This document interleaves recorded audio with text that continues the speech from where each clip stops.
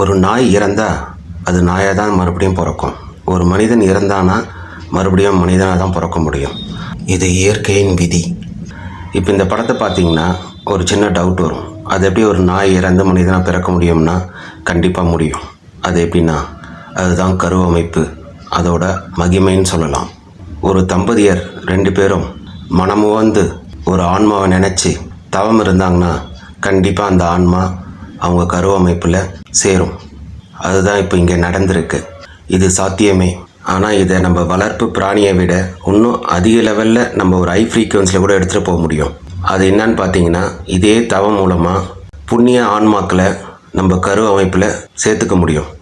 இயேசு, நபிகள், மகாவீரர் போன்ற புனித ஆத்மாக்கள் இன்னும் பிரபஞ்சத்தில் இருந்துட்டு தான் இருக்குது. இந்த கரு அமைப்பு தவம் மூலமாக கண்டிப்பாக அந்த புண்ணிய ஆத்மாக்களை இந்த பூமியில் மறுபடியும் பிறக்க வைக்க முடியும்.